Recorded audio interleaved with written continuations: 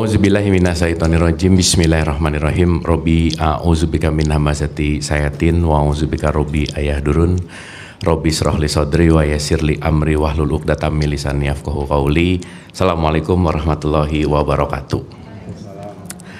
Alhamdulillahirabbil alamin, segala puja-puji milik Allah Subhanahu wa taala yang atas rahmat karunia kasih sayangnya. Alhamdulillah sore hari ini kita dikumpulkan di tempat yang mulia ini. Pertama-tama mari kita sama-sama doakan siapapun yang menjadi jalan pertemuan kita di sore hari ini senantiasa mendapatkan keberkahan dari Allah Subhanahu wa taala. Amin.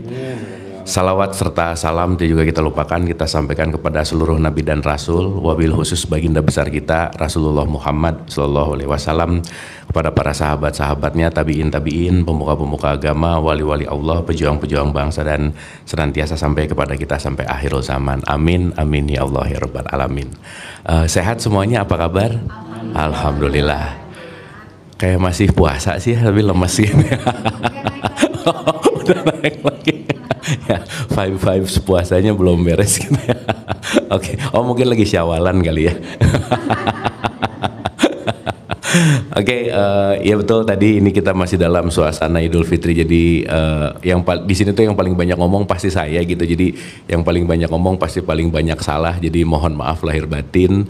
Senantiasa Ramadan kemarin, Idul Fitri kemarin jadi something yang bukan hanya ritual gitu ya, bukan hanya perayaan gitu, bukan hanya selebrasi, tetapi ada satu ada satu insight yang saya rasa penting kita lihat dari sudut pandang yang bukan dari ritual gitu. Dan ya kita sudah bahas gitu ya kemarin bahwa Ramadan bukan hanya nggak makan nggak minum, perayaan itu juga bukan masalah selebrasi Idul Fitri yang overdosis gitu ya kira-kira. Tapi ya saya rasa ada hal yang sangat esensial lah gitu ya dalam perayaan-perayaan itu. Oke, hari ini mungkin kita back to modul gitu, karena kita pakai modulasi dulu gitu dalam mungkin 2-3 pertemuan ke depan lah masih pakai modul, terus habis gitu nanti kita bisa open discuss gitu. Tapi anyway, sebelum ke modul sih mungkin kalau ada pertanyaan atau ada sesuatu yang bisa dilempar ke floor, karena ini juga kita belajar bareng gitu ya. Saya selalu mendisklaimer dulu bahwa saya bicara bukan mau ceramah, bukan mau mentausiahi, bukan mau mengasih wejangan gitu, tetapi kita discuss gitu ya, kita belajar bersama, kita tumbuh bersama, kita bertukar pikiran. Dan di sini nggak ada benar salah, di sini nggak ada guru murid, di sini semua murid yang lagi mau belajar gitu. Mungkin sebelum nanti masuk, karena hari ini kita akan ngomongin lapisan jiwa sih sebetulnya, lapisan diri sih sebetulnya, yang saya rasa ini yang akan menjadi software utama kita untuk kita pahami sebagai instrumen lah ya, kalau bisa instrumen kehidupan. Karena once kita menguasai dan terus belajar menguasai ini, saya rasa kita akan terus bertumbuh gitu. Mungkin ada dulu question dari pertemuan-pertemuan kemarin atau dari rekaman ditonton nggak ya ngomong-ngomong? Itu ya masalahnya. Mungkin ada pertanyaan dulu, Mbak. Boleh banget. Iya nih. Nah, silakan. Catatannya banyak. Oh iya, catatannya banyak. Gimana, Mbak?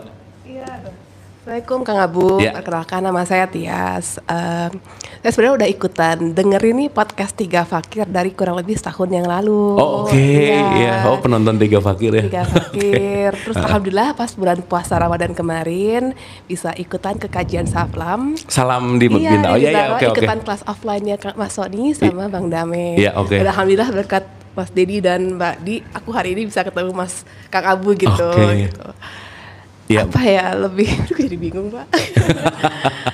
Lebih gimana ya, proses ini sih healing kali ya, lebih karena mungkin aku bisa share sedikit. Kayak aku tuh dulu sempat kerja kantoran 13 tahun, karena suatu kondisi aku harus resign dan karena ada krisis dan lain-lain gitu ya, jadi proses kesadaran juga. Terus akhirnya lagi berproses secara spiritual gitu kan. Sebagai apa? Proses secara spiritual okay, gitu okay. kan. Lebih kayak mengenal diri, kehabisan jiwa dan lain-lain. Terus kan ikutan beberapa kajian dari Tiga Fakir. Itu kayak pas banget prosesnya tuh kayak terkait dengan aku 4 dan aku 3 kayak lagi di istilahnya di leburnya dihancurkan gitu sih. Oke. Jadi ya Bismillah moga ya ini aku masih banyak belajar banget nih Kang Abu. Jadi ya insya Allah moga-moga bermanfaat juga untuk hari ini. Jadi ya sebenarnya bukan pertanyaan tapi pengen lebih mendengarkan aja dulu sih. Oh, oke. Mencerna gitu. Sip. Terima kasih sudah menonton 3 fakir. Oke. Mungkin ada. Karena pembelajaran hari ini akan ada kaitannya sama healing sih, sangat. Yaudah ambil jalan aja nggak apa-apa ya. Nanti di tengah-tengah ada jump in, jump out, kita ngejazz aja gitu ya. Pokoknya santai gitu. Oke. Kan gini ya. Ini tuh agak ngeresek ya. Coba itu tuker nggak? Ibu Damang, sehat Damang? Alhamdulillah, lama tidak berjumpa. Cek. Cek. Nah, udah ini oke kayaknya Mas. Udah oke. Gresek ya? Enggak, aman. Iya, sip. Oke. Di online aman ya suara tar.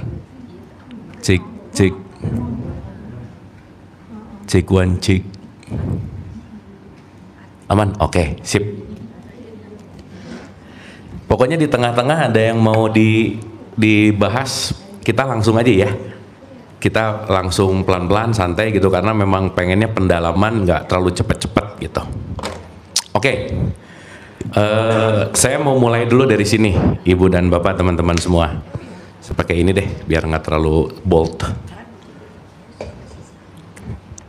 Oke. Ada 2 poin penting yang saya rasa akan jadi highlights kita di sore hari ini gitu. Yang pertama, kita bicara tentang hidup. Oke. Yang kedua, kita bicara tentang aksesoris hidup atau sering disebut gaya hidup gitu. Yang menyusahkan kita itu sebetulnya hidup atau gaya hidupnya? Gaya. Tapi hidup harus gaya memang. Ya, oke. Berarti kalau mayoritas jawabannya yang paling menyusahkan hidup adalah gaya hidup, yang jawab barusan pasti banyak hidup dalam kepalanya daripada hidup dalam kehidupannya gitu. Banyak hidup dalam pikirannya daripada hidup dalam kehidupannya gitu. Sip ya. Jadi pertanyaannya, kita hidup di kepala kita atau kita hidup dalam keberadaan hidup? Itu 2 poin penting. Ya, karena di luar aman-aman aja, kehidupan oke-oke aja, tapi kita bisa merasa worry detik ini. Bisa begitu nggak? Kita bisa merasa anxiety detik ini, bisa nggak? Sip. So, kalau saya pinjam beberapa perspektif dari filosof yang banyak gitu ya, maksudnya banyak mengatakan hal ini bahwa semua kesulitan hidupmu terjadi pada ilusi pikiranmu sendiri gitu. Maka ini sering disebut the illusion of mind. Dalam bahasa agama, hidup dalam pikiran itu disebut dunia namanya. Tuh ya, makanya dunia itu adalah kehidupan yang ada di dalam pikiran kita. Pertanyaannya, pikiran kita sama atau beda-beda? Berarti dunia kita sama atau beda? Beda. Maka kita hidup di bumi dengan dunianya masing-masing gitu. Sip ya. Makanya kalau kita tidak meluaskan dunia, kalau kita tidak dalam tanda petik melepaskan dunia, di mana kehidupan dalam konteks hidup yang sejati itu, ini nanti sering disebut dengan yang namanya akhirat. Nah, jadi supaya nanti kita lebih ngerti lagi bahwa Robbana atina fid dunya hasanah wa fil akhirati hasanah itu bukan urusan dunia sekarang, akhirat itu nanti, enggak sih sebetulnya. Saat kita melepaskan dunia lama kita akan berpindah ke sini dan ini nanti akan berbolak-balik terus gitu. Makanya si dunia ini nanti akan menjadi yang namanya mindset. Once mindset ini terbentuk menjadi karakter, ini nanti yang disebut sebagai menjadi matrix gitu. Pernah nonton filmnya Keanu Reeves Matrix nggak? So that's why si Neo disuruh lepas dari matrix gitu. Karena kalau udah masuk ke matrix, kita akan terjebak dan diperbudak oleh mindset kita. Sebenarnya kita sebenarnya kita baik-baik aja, tapi kita akan selalu merasa was-was, kekurangan, kecemasan dan seterusnya gitu. Makanya kalau pakai bahasa yang simpel bahwa sesaat kita berat menjalankan sesuatu, keberatan menjalankan sesuatu, hal ringan pun akan terasa berat gitu. Jadi keberatan atau tidak, apapun konteks itu semua tergantung dari dunia kita masing-masing. So itulah kenapa dunia ini disebut permainan gitu kalau di Quran. This only just the game. Tetapi the true life itu bukan ada di dalam pikiranmu. The true life itu bukan ada di dalam konteks perspektif mindsetmu. The true life ini yang kita sebut sebagai realitas. Makanya sekarang 1 dari 63 orang di dunia mengalami permasalahan mental karena dia terkurung di dalam mindset dunia, matrix dan seterusnya gitu. Makanya happy life itu tidak ada di sini tapi ada di sini gitu. Makanya akhirat itu sebagai tujuan, karena kenapa? Saat kita bisa melepaskan old mindset kita, old matrix kita, maka kita akan menuju bertumbuh. Makanya kenapa dari sini ke sini itu apa ya? Transisinya tuh perlu yang namanya adaptif. Jadi orang yang nggak adaptif pasti menderita aja. Gabor Mate itu ada salah satu seorang psikolog lah ya, dia bilang gini, keren banget statementnya. Luka lamamu itu memang akan selalu melukai, dan kita harus mengambil luka yang lebih dalam, di mana luka yang lebih dalam itu namanya perubahan. Perubahan tuh nggak enak, lukanya lebih banyak, tapi kita akan menghealing atau menyelesaikan luka yang lama gitu. Makanya secara esensi ya, mohon maaf banget ya kalau dalam pakai pinjam bahasa filsafat, hidup tuh penderitaan sih gitu. Gitu. Ini tapi kayak jadi menderita beneran.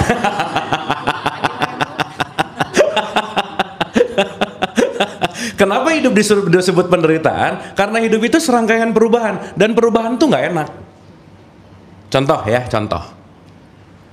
Punya uang menderita karena urusannya dikejar-kejar orang pajak. Nggak punya uang susah juga. Sekolah banyak PR menderita. Nggak sekolah bodoh menderita juga. Punya kerjaan menderita, sibuk. Nggak punya kerjaan, nggak punya uang. Semua kalau kita dalam konteks ini hidup itu menderita gitu. Berarti concernnya bukan terletak dari ininya, tapi how we manage gitu. Makanya sesaat kita tidak bisa memanage hidup, which is hidup itu nanti sama dengan diri.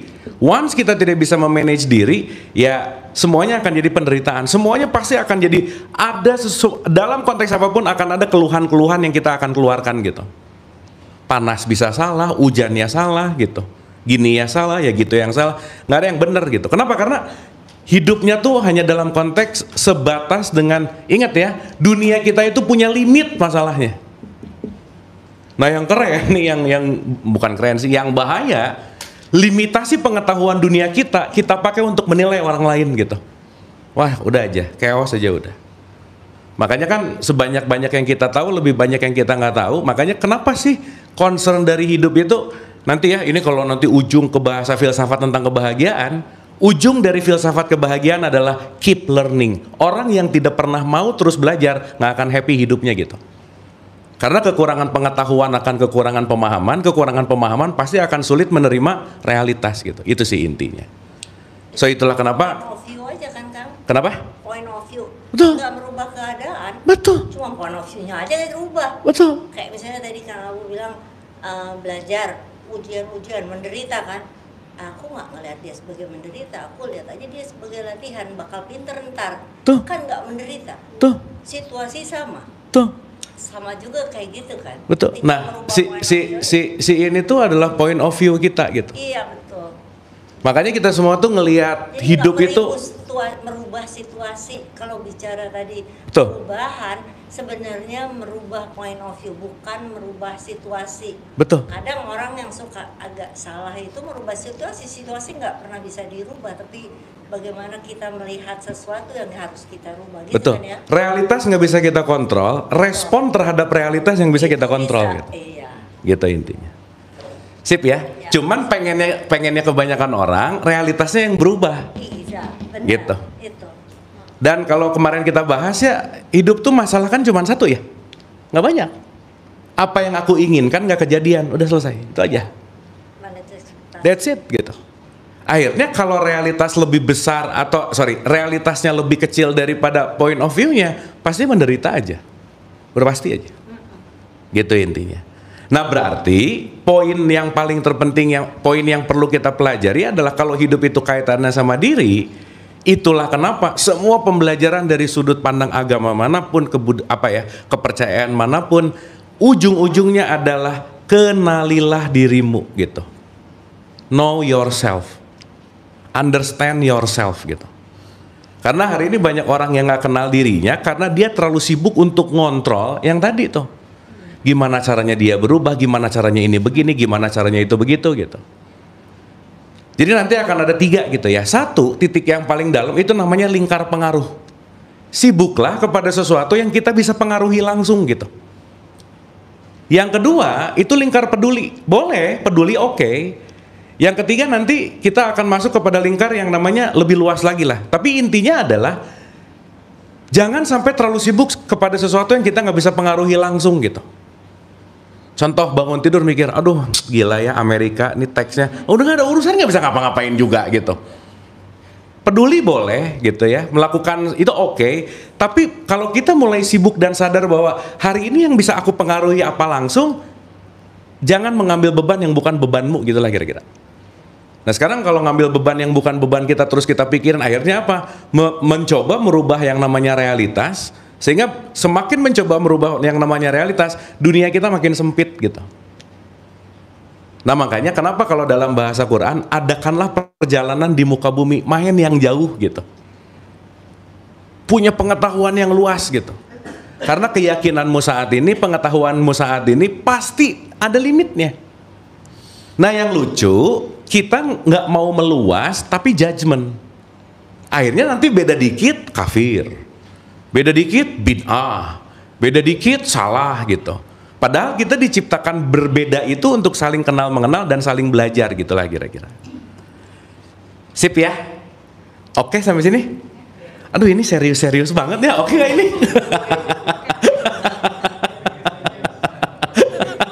Gak boleh serius ya? Ya santai aja gitu ya. Tapi premis yang akan kita bahas tuh di sini gitu. Artinya, kalau kita mau fokus kepada lingkar pengaruh, fokusnya kemana? Ke diri gitu. Jadi ada pengaruh, peduli, dan apa ya satu lagi tuh saya lupa lah. Ada 3 lah pokoknya. Tapi intinya, titik yang paling dalam itu disebut lingkar pengaruhnya gitu. Apa yang bisa kita pengaruhi langsung? Kontrol. Apa sih yang bisa kita kontrol langsung? Tadi, respon. Dah nggak ada lagi. Kita nggak bisa ngerubah orang lain, kita nggak bisa ngerubah realitas, tapi kita bisa mengatur respon. Makanya masalah itu problem itu cuman 10% sih. 90%-nya how we react terhadap problem gitu. Itu poinnya. Nah, kalau reaksinya sama, point of view-nya sama, hasilnya sama nggak? Sama. Nah ini jadi habits gitu. Nih ya, saya mau kasih contoh dulu.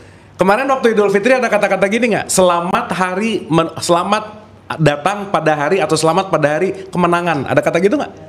Nah, kemenangan terhadap apa sih kira-kira? Ya kan outcome kemenangan ini biasanya ya kemarin nggak boleh makan pagi, sekarang menang boleh makan pagi gitu misalnya. Kan bukan gitu ya. Kemenangan di situ adalah kemenangan bagaimana kamu melawan habit selamamu. Yang 30 hari udah mulai kamu regulasi, akhirnya habis selama yang 30 hari yang buruk, stop, so you become yourself gitu kira-kira. Karena nanti kita akan ngerti, musuh paling besar hidup itu habits, titik, udah nggak ada lagi. Karena 98% bayangin nggak, yang akan mengontrol diri kita itu apa? Habits. Dah. Dan habits ini berlaku di mana? Di subconscious mind. Sesuatu yang tidak aku sadari. Dan nanti boleh mulai direnungkan juga sih dalam keseharian itu banyak yang dilakukan kebiasaan bukan karena keputusan gitu. Bukan karena sengaja gitu. Bukan karena aku mau, bukan karena keputusanku. Hampir 98% yang kita lakukan justru habits yang diulang-ulang yang bukan kontrol maunya aku gitu.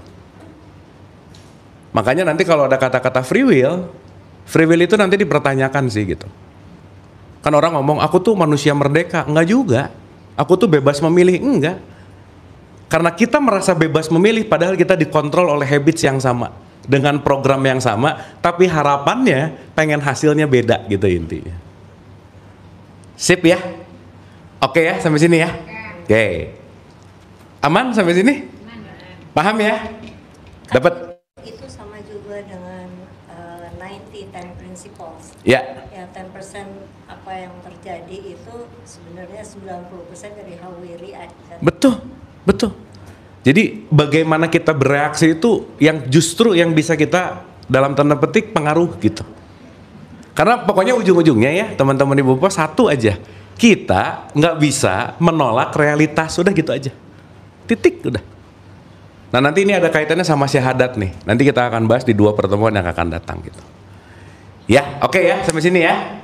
Dah. Nah, sekarang gini.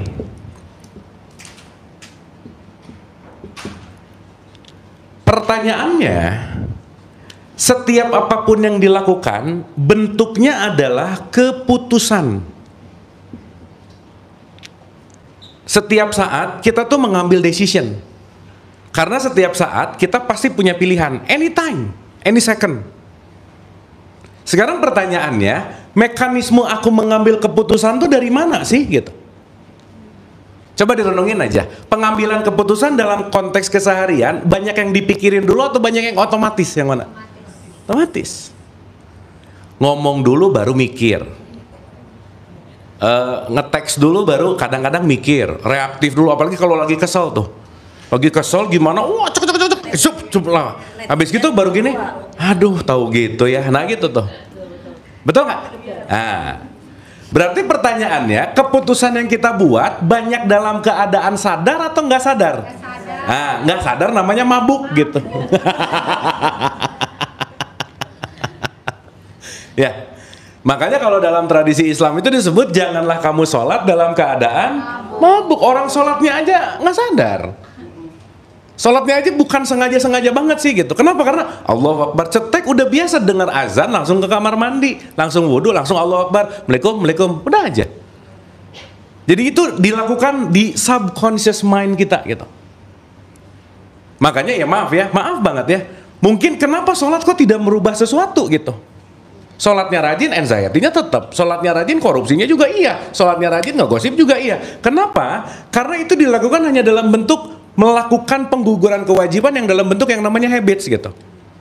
Apalagi agama memasukkan dogma dan doktrin fairness ke dalamnya. Kalau kamu nggak sholat, kamu dosa. Kalau kamu dosa, kamu masuk neraka gitu. Dan itu kenceng banget tuh. Fairness itu ada di subconscious mind kita tuh, wah kenceng banget. Pun, sorry to say ya, untuk kelas TK, SD, SMP lah, doktrin tuh perlu. Yes. Itu ranah-ranah di mana ada kata-kata what, apa sih? Apa sih? Tetapi level abis itu saya rasa penting untuk menaikkan level dari what menuju kepada why gitu. Karena kalau kita nggak ngerti why-nya, kita nggak akan wise. Karena kita nggak tahu ini untuk apa gitu.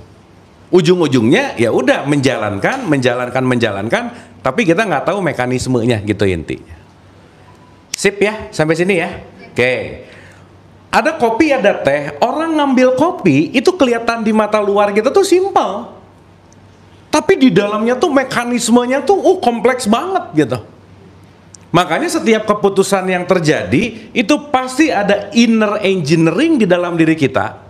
Di mana inner engineering itu yang perlu kita pahami. Makanya memahami diri itu sesuatu hal yang jangan pernah berhenti gitu kira-kira. Karena segimanapun proses hidup gitu ya, kita akan selalu memahami diri layer by layer. Contoh aja, contoh. Menua itu pasti, tapi mendewasa itu pilihan. Artinya, secara otomatis usia kita akan bertambah, tetapi kedewasaan itu urusannya kita mau melatih atau tidak. That's your choice. Yang tua belum tentu dewasa. Dan tua ini urusan usia gitu misalnya. Belum tentu usia 60-70 tuh dewasa tuh belum tentu. 20-25 tuh belum tentu juga nggak dewasa, belum tentu gitu. Sip ya, karena urusannya kaitannya bukan pada konteks fisikal, tapi pada engineeringnya gitu. Nah, sekarang kita mau bahas dulu dari yang paling luar lah gitu ya, supaya kita mudah nih. Yang langsung kita bisa lihat fix gitu ya, langsung dengan visual, itu adalah bagian paling luar diri kita, itu namanya adalah jasad. Fisik nih. Fisik nih semuanya.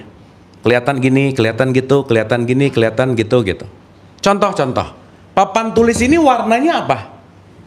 Putih. Putih ini informasi yang dikasih tahu ke kita nggak? Iya. Jadi putih itu kesepakatan atau emang warnanya putih? Putihnya tuh nanti beda-beda loh, nggak exactly sama loh. Cuman kita sepakati yang ini tuh warnanya putih. Nah, nanti ada yang ngomong bodas, bisa ngambek nggak? Enggak, putih gitu. White, bodas tuh putih juga sih gitu. Bahasa Sundanya putih itu bodas gitu. Untuk yang kurang mengerti. Sip ya. Jadi kadang-kadang kita sibuk dengan penamaan yang jangan-jangan bendanya itu-itu juga gitu. Esensinya itu-itu juga gitu. Sip ya. Oke ya. Nah, itulah kenapa nanti kita akan mengerti bahwa jasad ini outcome dari semua engineering yang terjadi di belakangnya. Sampai sini oke? Nah, saya mau kaitkan dulu sedikit nih, supaya kita mulai rada oke. Kalau kita bicara dalam konteks, saya pinjam mungkin dari terminologinya Nikola Tesla aja ya. Tesla tuh selalu bilang gini, if you want to understand the secret of universe, kamu pikir 3 aja. Kamu perlu untuk ngerti 3. Kenapa? Karena semesta itu akan berlaku dalam 3 terms ini. Nomor 1, itu disebut energi. Setiap energi itu pasti bervibrasi, setiap vibrasi itu pasti ada frekuensinya. Contoh, Ibu dan Bapak teman-teman dengar omongan saya, tapi jangan lupa, yang sampai itu bukan kata-katanya, tapi vibrasi di belakang ucapannya gitu. Maka kalau orang berbicara vibrasinya oke, kalau Rumi bilang, sesuatu yang dikatakan dari hati pasti nyentuh hati gitu. Nggak usah jauh-jauh lah. Kalau seorang ibu lagi marah-marah, ngedumel, teriak sama anaknya, teriakannya nggak akan didengar sama anaknya, kekhawatirannya yang didengar sama anaknya gitu. Kalau di sininya kesel terus ngomong, bukan omongannya yang didengar sama orang, kekesalannya yang dia dengar gitu. Karena bahasa ini sebetulnya cuma mau melingkagekan sesuatu, tapi intinya adalah yang tersampaikan adalah di level frekuensi mana ketika kita berbicara, itulah yang akan terjadi gitu. Sampai sini oke? So, nanti kita akan bahas bahwa sesaat kita ada di frekuensi-frekuensi rendah, itu sebisa mungkin jangan banyak ngomong, mending jangan mengambil keputusan. Kenapa? Itu pasti bad decision gitu. Sip ya? Sehingga nanti kita akan ngerti bahwa gini deh, yourself is not your age, but your energy gitu. Bukan masalah usianya, tapi energinya. Tapi bagaimana aku mau memvibrasikan energiku tuh di level mana gitu. Ya, sedih, bete, marah, benci, dengki, itu udah frekuensi-frekuensi rendah aja. Ngomong lagi bete sama ngomong lagi happy, beda nggak? Beda.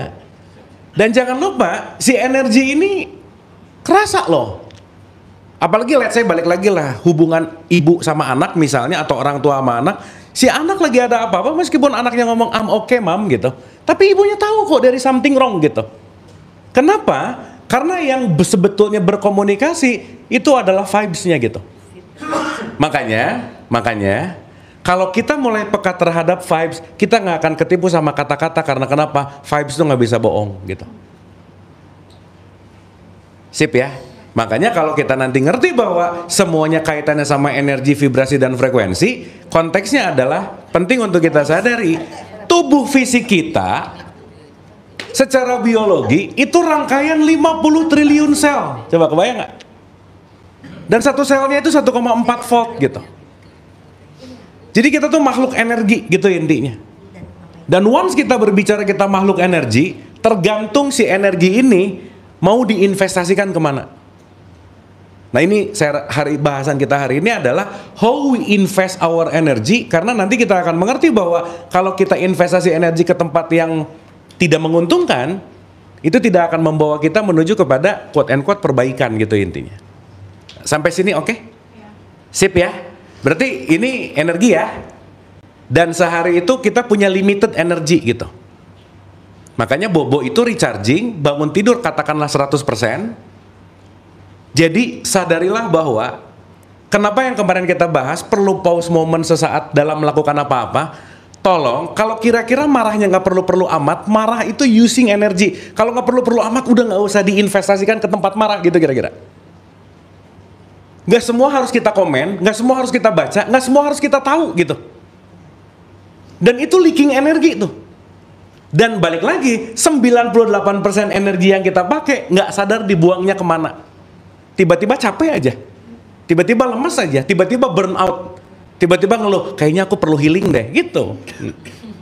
Padahal manajemen energinya yang sedang dia tidak kuasai gitu intinya. Ya, makanya kalau kita ngambil dalam perspektif di Quran tuh kan khalifah itu kan pemimpin, anggap aja begitu. Artinya sesederhana kalau saya kaitkan ke sini, jadilah manajer energimu yang baik gitu. Yang penting kita manage dalam keseharian itu adalah energinya. Dan sebelum lupa, yang paling membocorkan energi paling bocor parah itu saat kita melakukan judgment. Udah aja. Once we judge, itu leaking energinya gede banget. Nah. Tuh ya, kalau ngejudge, melakukan judgment gitu, ngelihat dikit, ini orang kayaknya ngomongin deh. Oh udah tuh, gitu. Ini orang kayaknya gini deh, ini kayak, nah udah deh gitu. Makanya orang yang sering berprasangka itu pasti energinya sering low gitu. Itu sih poin pentingnya. Sampai sini oke? Pertanyaan saya, yang bisa ngontrol energi kita siapa? Sip. So itulah kenapa ini tuh nggak bisa diwakilkan gitu. Nggak bisa kita minta tolong ke siapapun, nggak bisa kita gimana ya? Kalau kita tidak melatih mengontrol energi kita untuk kita investasikan kemana? Nah, menginvestasikan kemana itu nanti kaitannya sama habits gitu. So itulah kenapa kita perlu banget untuk changing habits. Jadi sekali lagi ya, mau belajar kayak gini tiap hari kek, mau pengajian sering banget kek, mau rajin banget apa gitu ya, tapi tidak melatih tidak melatih habits, tidak changing habits, nggak akan merubah value hidup gitu intinya. Sip ya, makanya yang kemarin kita bahas Ramadan itu adalah changing habits gitu sebetulnya. Sampai sini oke? Sampai sini oke? Dah. Sekarang pertanyaannya begini. Yang memengaruhi tangan kita mengambil keputusan berarti ada sesuatu nggak? Ada dong. Dan pengaruhnya tentu saja bukan di tangannya. Karena itu semua hanya alat gitu. Hardware. Tentu semua hardware itu tergantung dari softwarenya. Nah, dalam bahasa Quran, softwarenya itu dalam bahasa Arab disebut nafs. Nafs itu kalau dalam bahasa Sanskrit disebut jiva. Kita sering nyebutnya namanya jiwa. Di satu bahasa juga ini sering disebut namanya manas. Nah, karena si jiwa ini nanti yang akan menentukan keputusan yang akan diambil oleh tangan kita, kaki kita, semuanya deh. Itu tergantung dari konteks yang namanya jiwa. Berarti omongan seseorang refleksi dari jiwanya nggak? Iya, berarti kalau orang ngomong kasar, jiwanya lagi luka nggak? Maka kalau ada orang ngomong kasar ke kita, sadarilah dia lukanya lagi ada, dia jiwanya lagi luka, berarti dia perlu kasih sayang gitu. Jangan dilukain lagi gitu. Yang bahaya orang ngomong kasar ke kita, kepancing kitanya ngomong kasar balik. Berarti dua-duanya sakit. Nah gitu. Ininya nggak beres gitu. Nah, berarti dua-duanya emang sakit gitu. Yang waras yang ngalah ya? Yang waras yang ngalah, benar. Tapi yang ngerti sih yang ngarah. Iya benar, yang waras yang ngarah gitu. Ya, paham ya? Jadi sekarang kalau ada orang yang ngejelekin, ngehujat apa, ingat itu datang dari jiwanya. Gitu. Dan kalau kita terpancing sesuatu yang tadi tuh, kita sakit hati gara-gara omongan orang lain, berarti juga ininya juga nggak stabil gitu kira-kira. Sip ya, karena nanti kita akan ngerti bahwa ucapan siapapun itu tidak pernah datang dari luar, tapi konteksnya itu merefleksikan jiwanya. Sampai sini oke? Berarti kalau orang berperilaku jahat, omongannya kasar, kotor, apa dan lain-lain, ada sesuatu di jiwanya. Salah satunya adalah dia defisit kasih sayang biasanya. Dia defisit frekuensi tinggi gitu. Tapi ketika kita berhadapan sama orang seperti itu, kita kan juga naik turun ya. Pasti. Lagi energinya lagi low atau lagi high, dan respons itu akhirnya keluar ketika level energi kita ada di situ. Betul. Nah, pertanyaannya adalah bagaimana kalau kita selalu bertemu orang ini, mendingan kita hindari dan kita menganggap toxic gitu kan, sekarang musimnya gitu ya. Iya. Kamu ada tim toxic gitu kan. Iya. Atau gimana nih manage-nya nih Kang, kayak kan pas kita ketemu kan kita nggak bisa ngontrol lagi high, oke bisa lagi low gitu ya, itu gimana? Iya, oke. Ada 3 tipikal manusia. Nomor 1, dia meningkatkan energi. Nomor 2, biasa aja. Nomor 3, vampire energi emang. Iya. Jadi yang satu uplifting, yang satu normal, yang satu tuh bikin drain gitu. Itu selalu ada. Dan keputusan kita untuk bisa berinteraksi, that's your choice, kan gitu kira-kira. Jadi kalau sekarang aku melindungi diriku, energiku supaya nggak drain, karena kalau ini adalah toxic membuat energi kita drain, itu namanya self love gitu. Tapi keputusan itu diambil karena kesadaran, bukan karena benci, tapi aku mau melindungi diriku untuk membuat aku tetap self love gitu kira-kira. Kan beda ceritanya. Bukan dendam gitu. Bukan dendam. Ya, ada loh tipikal orang-orang, contoh nih ya. Tipikal orang-orang yang energinya vampire itu biasanya kecerdasan emosinya tuh rendah. Orang yang kecerdasan emosinya rendah itu udah pasti nomor 1 oversharing, ngomongin dirinya sendiri, dan ini ciri-ciri orang yang sangat rendah energinya. Ngeluh mulu aja, udah gitu aja kira-kira. Ngeluh aja terus. Contoh.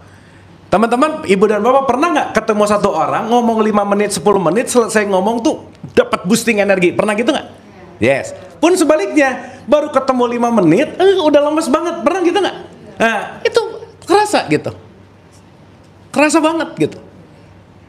Nanti kalau lebih peka lagi di ruangannya atau di mana, ini semua tuh nggak bisa dibohongin aja udah. Karena kenapa? Semuanya tuh kaitannya sama si vibrasi gitu kira-kira. Makanya penting banget untuk kita melakukan yang namanya gimana caranya untuk si ini semua, energi kita ini nggak boros gitu intinya. Contoh. Di tradisi Islam sholat wajib sehari 5 kali, bener nggak? Yes. Sebelum sholat disuruh wudhu nggak? Iya. Nih, ini menarik banget nih. Sesaat kita bangun tidur, kita dengar berita, kita melakukan apapun, ini draining energi. Salah satu recharging energi adalah back to the nature.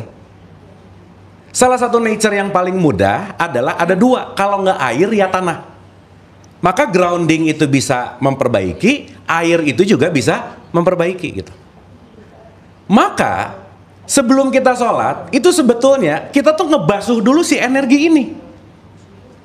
Nanti ya di pertemuan ke-6 kita akan ngerti bahwa ada tubuh fisik, ada tubuh energi. Kalau tubuh fisik dikasih mandi terus, tapi tubuh energinya nggak dikasih mandi, nggak dibersihin, fisiknya bersih tapi energinya low gitu kira-kira. Makanya nanti lapisan semua energi itu perlu dibersihin gitu intinya. Nah, waktu wudhu, air dibasuh ke tubuh nggak? Iya, itu lagi ngebersihin kulit bukan? Bukan. Wudhu itu ke kuping bukan ngebersihin kuping, tapi cek apa yang kamu dengar, membersihkan pendengaran. Indra ya? Indra. Waktu kumur-kumur bukan ngebersihin kotoran gigi, tapi ucapanmu. Waktu kesini pikiranmu dan seterusnya. Means waktu kita ketemu air, makanya kalau wudhu itu di surat 5 ayat 6, kalau nggak ketemu air disuruh ketemu tanah. Artinya apa? Supaya si energinya recharge, flushing, dan dia back at least ada recharging gitu. Dan jangan lupa, setiap sentuhan sama orang siapapun, cetek, itu akan berpindah energi pasti. Makanya after wudhu sebisa mungkin jangan sentuhan, karena kenapa? Supaya kamu sholatnya pure gitu kira-kira. Di fikih disebut kalau sentuhan jadi batal gitu. Jadi sehari-hari sebetulnya kita flashing energi nggak? Iya. Dalam tradisi Islam kan begitu. Makanya semua deh, mau baptis kek, mau melukat kek, pasti urusannya sama air gitu. Karena point of view-nya sebetulnya apa? Kaitannya adalah untuk konteks kepada energi ini gitu. Sampai sini oke? Sip? Kok jadi kurang berenergi gini sih? Dapat ya? Gitu. Jadi milih-milih gitu. Milih-milih bahwa kira-kira ini kurang oke energinya, udah ganti aja gitu. Nah, kalaupun kita punya sedekah energi, nggak apa-apa lah, satu hari 10%, nggak apa-apa, sok dengerin orang yang toksik 10% aja, udah gitu. Jadi kalau udah hari ini kepakai 10%, udah habis gini, udah sedekah energi saya udah habis, udah nggak usah didengerin siapapun, nggak penting gitu kira-kira. Tapi kalau klien dia nggak bisa milih. Oh iya sih.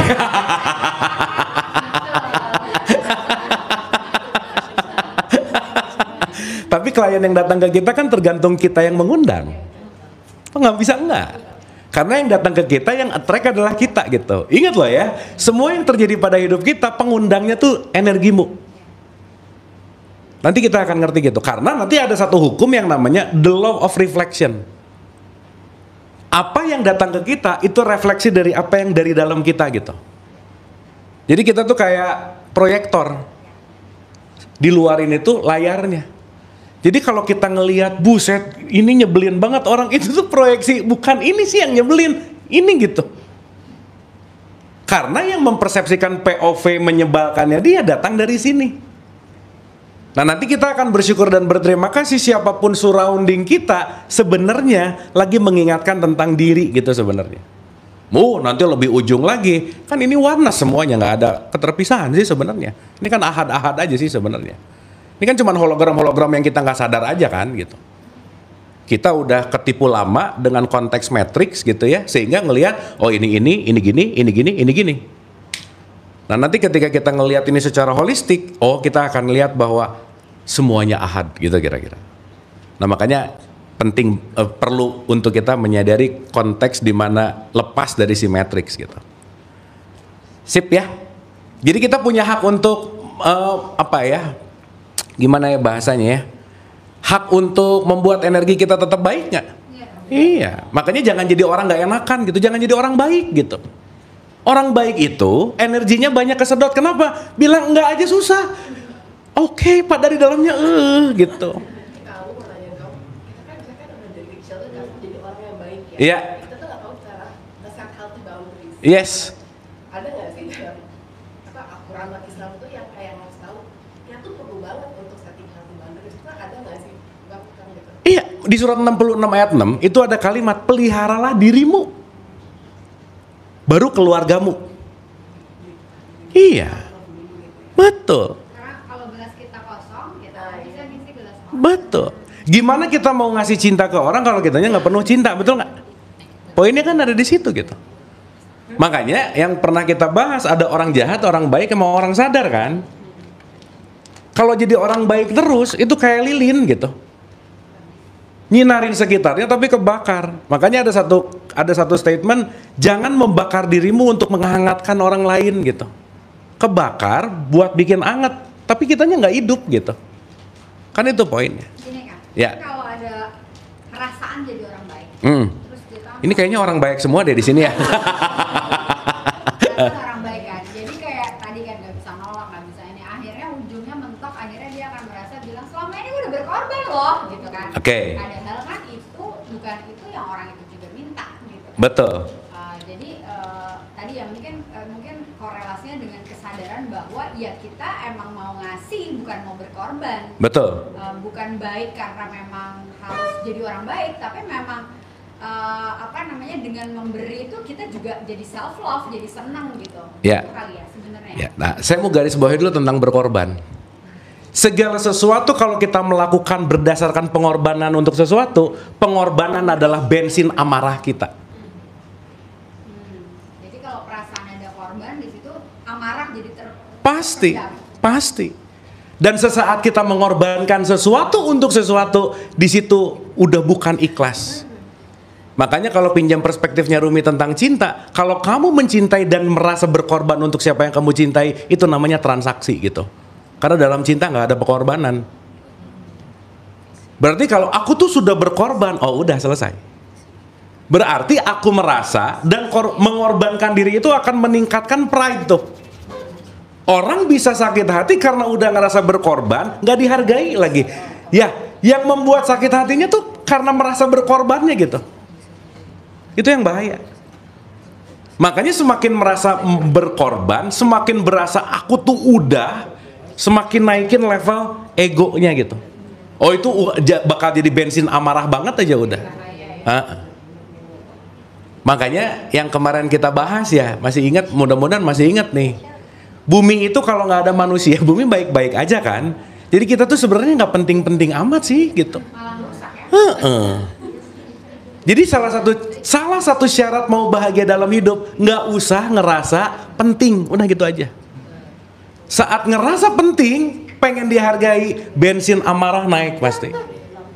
Makanya kenapa kalau Quran bicara, lakukanlah segala sesuatu dengan ikhlas. Berarti ikhlas itu kan nggak ada transaksi. Kalau ada transaksi, kerugiannya kemana? Nih, si ego tadi tuh pasti dikasih bensin terus gitu. Yang bahaya di mulut ikhlas kan, di dalam berkorban. Nah, ya balik lagi. Ya, makanya kalau di mulut ikhlas kan diucapkan. Itulah kenapa di surat Al-Ikhlas nggak pernah ada kata ikhlas gitu. Karena ikhlas itu bukan untuk diucapin gitu. Ikhlas itu untuk direalisasikan gitu. Nah nanti ujung-ujungnya ada ngomong gini, nanti ujungnya ada aja pasti. Tapi susah, ya udah susah tuh habits gitu. Susah tuh konsep gitu, karena nggak dilatih. Dan ini kalau nggak dilatih nggak bisa aja. Gitu ya. Jadi untuk kita nggak ngerasa penting tuh perlu latihan. Perlu banget latihan. Dan semakin ngerasa penting, udah deh, omongannya harus didengerin lah, appearance-nya harus digimanain lah, wah udah, si postingannya harus di like terus lah, kalau udah deh pokoknya karena ada ngerasa penting, jadi di situ pasti ada bensin-bensin amarah yang tadi tuh, melakukan sesuatu yang konteksnya akhirnya ada transaksi gitu. Itu sih poin-poin yang paling esensinya ada di situ gitu. Sip ya? Kan kita udah pernah bahas ya, salah satu belenggu jiwa yang paling tertinggi adalah pengen diakui. Udahlah, jauh-jauhin pengen diakui. Tuh ngerasa penting tuh, aduh udah deh. Karena maaf ya, orang yang merasa penting penyakitnya ada dua. Satu, susah terima kasih. Yang kedua, susah memaafkan. Nah, once ngerasa penting, dia akan sulit banget memaafkan. Nah, susah memaafkan, itu yang akan susah banget untuk menjaga energi baik gitu. Makanya letting go tuh top banget lah. Saat kita udah mulai melepaskan, sebenarnya saat kita memaafkan, kita lagi menyelamatkan energi kita gitu. Itu yang saya rasa esensial banget gitu. Apa latihan paling dasar letting go? Paling gampang. Latihan paling dasar letting go adalah aku sadar bahwa kenyataan pasti menang, titik. Apa yang kejadian sekarang nggak bisa diubah. Kan realitas nggak pernah kalah ya, betul nggak? Mau pengennya gimana pun, contoh, pengennya 5, realitasnya 1. Sekarang kalau udah realitasnya 1, apa yang paling mudah? Terima. Acceptance. Terima aja dulu. Meskipun, ya aku ikhlas, nggak apa-apa sih gitu. Kan ada kata-kata, fake it until you make it. Pura-pura happy dulu nggak apa-apa. Pura-pura nerima dulu nggak apa-apa. Yang penting belajar untuk nerima dulu aja udah. Nah sesaat skill penerimaannya mulai tinggi, pasti bisa di letting go. Karena letting go tidak akan terjadi kalau kita belum menerima gitu. Tapi itu kan bukan maksudnya pasrah kan, jadi nggak mengerjakan sesuatu. Bukan Pak. Kan pernah kita bahas ya. Sabar, ikhlas, pasrah, berserah, tawakal sama tolol itu beda tipis semuanya gitu. Beda tipis gitu. Saya tuh sabar, nggak bego, bisa gitu. Jadi tawakal tuh bukan nggak ngapa-ngapain, bukan. Tetapi menerima sesuatu, melakukannya dalam konteks penerimaan. Bukan not doing anything, bukan. Gitu. Sip ya. Karena yang penting dalam konteks ini adalah nerimanya dulu gitu. Karena kalau udah nerima, pintu-pintu yang ketutup kebuka pasti. Semakin gak nerima, gak akan kebuka aja udah. Oke? Nah sekarang pertanyaannya, kenapa penerimaan susah atau mudah? Kenapa? Jarang dilatih. Karena fokus ngelihat yang nggak ada. Fokus ngelihat yang nggak ada, fokus kepada yang dipengenin, fokus kepada yang diilusikan, fokus kepada yang diekspektasikan gitu. Nah, nanti kita akan ngerti mekanisme kenapa susah menerima, bentar lagi kita akan ngerti gitu. Oke, sampai sini? Oke. Sip. Get something nggak sampai sini? Banyak. Sip, mantap. Sip ya. Ini kita kajian sebulan sekali, tapi kalau nggak latihan nggak akan berubah loh ya. Awas sih, jangan saya, aduh hari ini bahas ikhlas, pulang aku udah ikhlas. Belum loh, baru tahu tentang ikhlas. Belum ikhlas. Awas gitu. Karena banyak orang pulang pengajian ngerasa solehah banget. Aku solehah kenapa? Baru pulang pengajian. Belum. Dia baru tahu, belum mengamalkan, belum mengalami gitu kira-kira. Belum latihan. Makanya kalau bahas ikhlas, pulang pasti ikhlasnya diuji gitu. Pasti aja. Kan untuk dicek, ini tadi yang dipelajari dipraktekin nggak gitu. Sip ya, jadi kalau hari ini nanti pulang banyak orang nyebelin, alhamdulillah. Gitu ya. Dah, ya. Yang akan kita bahas, saya mau pinjam dari perspektif, saya pernah dapat satu guru, itu dari Hmong Hindu. Dan si guru ini pernah didapat pertanyaan begini, teman-teman. Pertanyaannya profound banget nih, dalam banget pertanyaannya. Jadi ada satu pertanyaan ke guru saya waktu itu, ke gurunya guru saya, berarti dia kan masternya gitu. Guru, kalau kamu besok mati, ini pertanyaan begini, kalau kamu besok mati, hari ini kamu akan ngasih ilmu apa yang paling terpenting untuk murid-muridmu gitu? Apa sih ilmu yang paling penting, paling dalam, paling esensial untuk kita ketahui dalam hidup? Si guru itu cuma jawab satu. Ilmu yang paling penting dalam hidup ini dalam perspektif dia ya, which is nanti kita akan sadari bahwa ini beneran important sih, beneran penting. Satu katanya, kamu harus bisa bedain mana kesadaran dan mana pikiran. Mana kesadaranmu dan mana pikiranmu. Contoh. Kita, ibu bapak teman-teman banyak pikiran nggak?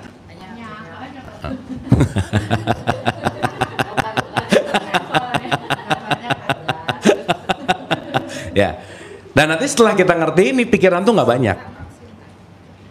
Jadi kalau lagi pusing tuh bukan banyak pikiran, bukan. Tapi nanti kita akan ngerti. Ternyata ada perbedaan yang sangat mendalam tentang mana kesadaranku, mana pikiranku. Pertanyaan saya begini.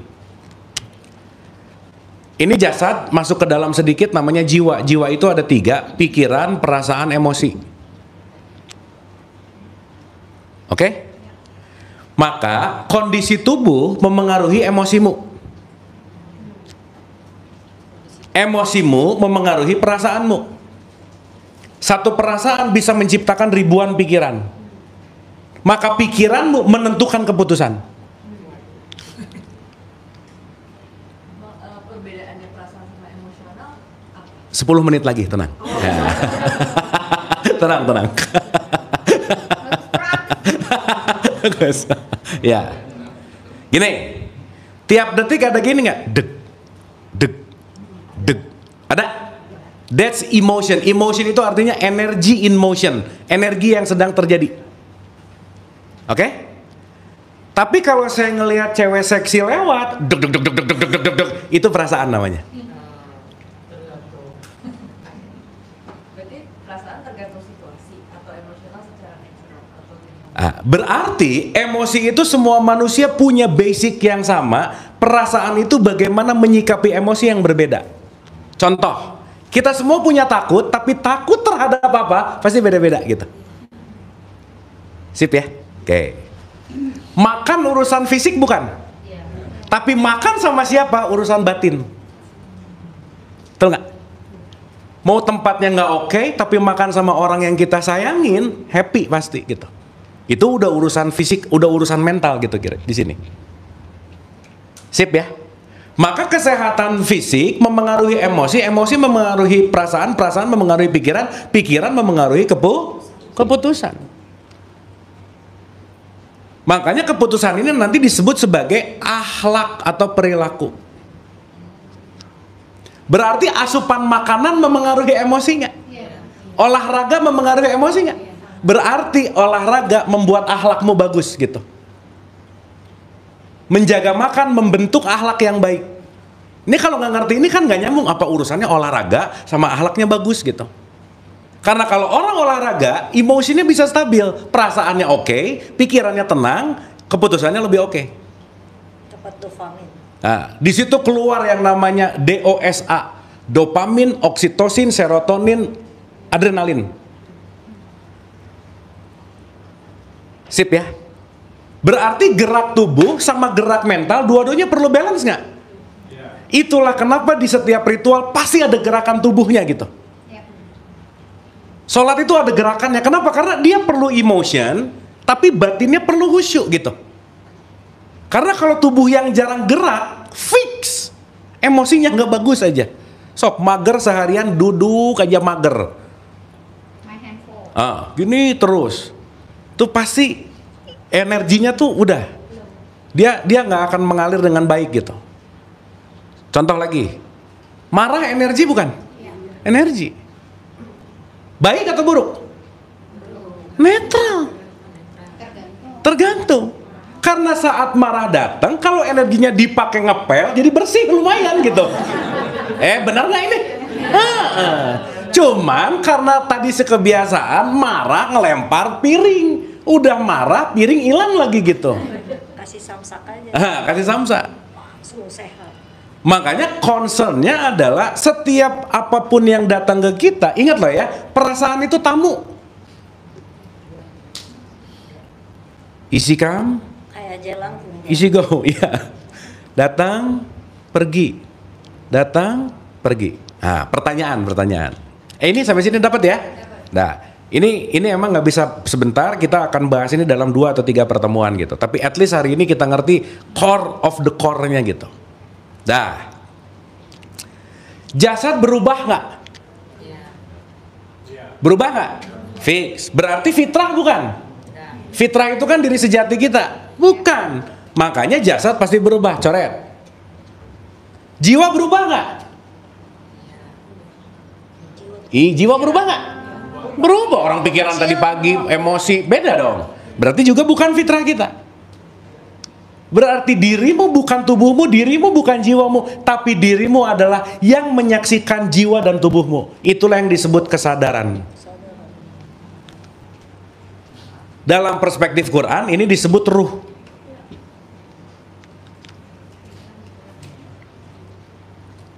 Oke, sampai sini. Nama diri kita bukan? Bukan. Nama adalah identitas yang dilekatkan kepada diri kita.